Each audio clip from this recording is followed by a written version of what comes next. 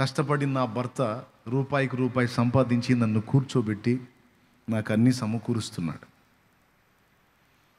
క్షణికమైన ఆనందానికి కక్కుర్తిపడి అల్పకాల సంతోషానికి ఎవడో ఒక వెధవ కల్పించే మాయ మాటలకు ప్రలోభపడి నేను నా భర్తని మోసగించకూడదు.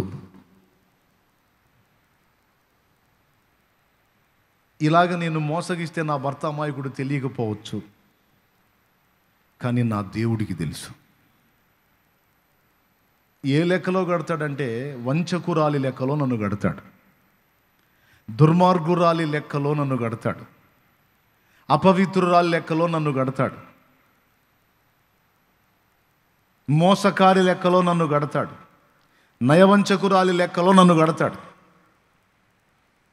నా దేవుడు నన్ను అలా అసహించుకోవటం నాకు ఇష్టం లేదు. కాబట్టి నా దేవుడు అసహించుకునే పని నాకొద్దు. నేను నా భర్తకు నమ్మకంగా ఉంటాను. నా పవిత్రతని, నా పరిశుద్ధతని నేను కాపాడుకుంటాను. నాకేం తక్కువ చేశాడు నా భర్త? నాకు కావాల్సిన ఆహారం ఇస్తున్నాడు, నన్ను ప్రేమిస్తున్నాడు, నా బాగోగులు చూస్తున్నాడు.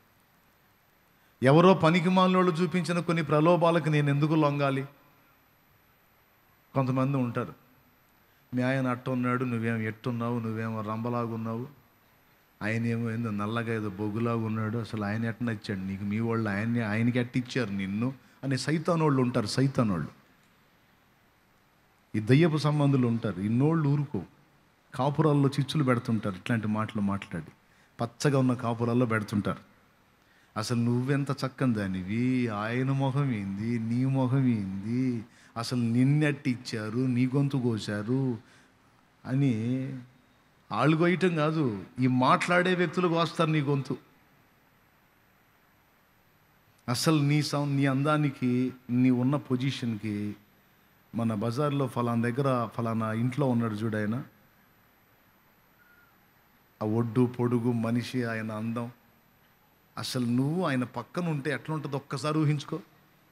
అది ఈడు చూడంటే, నువ్వేమో ఎంత అందంగా ఉన్నావు, ఆయనేమో అంత దరిద్రంగా ఉన్నాడు. మీ ఆయన అసలు మీరు భార్యాభర్తలు ఏంది, మీరిద్దరు కలిసి వెళ్తుంటే అందరూ మీకు వెళ్ళి చూడటమే అని అగ్గిపుల్లలు మొదలు పెడతారు. అగ్గిపుల్లలు, ఈ అగ్గిపుల్లల మాటిని భర్తని తృణీకరించే పనికిమాలిన ఆడవాళ్ళు కూడా ఉన్నారు. మిమ్మల్ని కాదు, మిమ్మల్ని అస్సలు కాదు. ఒకవేళ అట్లాంటి వాళ్ళు ఎవరన్నా మీలో ఉంటే మిమ్మల్నే. దేవునికి స్తోత్రం కలుగును గాక. హల్లెలూయా. ఎందుకంటే దేవుడు కనిపెడతాడు కదా. ఇట్లాంటి మెతక మాటలకి మెతకబడిపోయి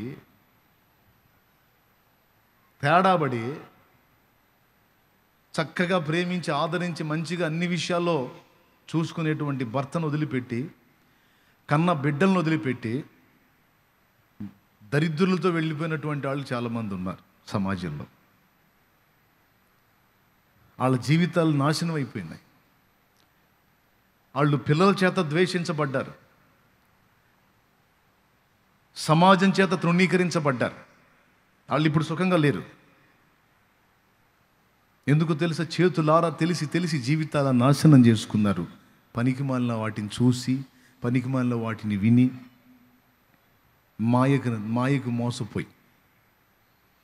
ఇక్కడ మనం గుర్తించాల్సింది ఏంటంటే, నా భర్త నాకు అన్ని విషయాల్లో సహాయకుడుగా ఉన్నాడు, నేను ఆయనకి నమ్మకంగా ఉండాలి. ఇది బైబిల్ కూడా చెప్తున్న సత్యం. ఒకవేళ ఆయన అన్ని విషయాల్లో సరిగా చూడకపోయినా సరే, ఆయన తన బాధ్యతలను క్రమంగా నెరవేర్చకపోయినా సరే, నాకు నమ్మకంగా ఉండకపోయినా సరే, నేనైతే ఆయనకి నమ్మకంగా ఉండాలని ఒక నీతిమంతురాలిగా నీవు కానీ దేవుని ముందు అనుకోగలిగితే నిన్ను దృష్టిలో పెట్టుకుంటాడు ఆయన. శభాష్ రా నా కుమారి అని.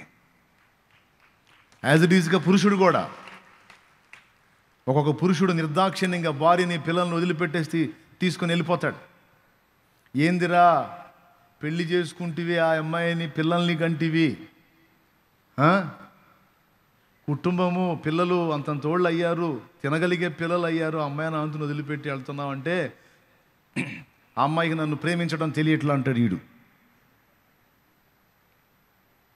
నెంబర్ 2కి అలవాటు పడ్డాడు. ఈ నెంబర్ 2కి అలవాటు పడ్డాడు ఎవరన్నా ఉంటే లేచిపోతారు నాకు తెలిసి ఇప్పుడే.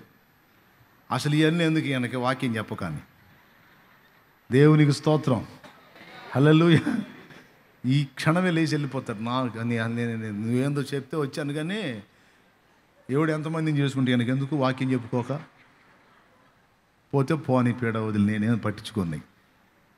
ఖచ్చితంగా చెప్పేది విని మారు మనసు పొంది దిద్దుకుంటే బాగుపడతావు. ఇక నుంచి కొత్త అధ్యాయం స్టార్ట్ అయింది, ఒక నూతన జీవితం స్టార్ట్ అయింది. నా మాటల్ని ఎగతాళి చేసి ఎటకారం చేసి పోయావు అనుకో, ఈ నా మాటలు కాదు, దేవుడు నిన్ను గద్దిస్తున్న మాటలు, సరి చేసుకోమంటున్న మాటలు, వాక్యం చెప్తున్న మాటలు. పురుషుడైనా స్త్రీ అయినా తెలిసి తెలియకను అడుగులు జారితే దిద్దుకో,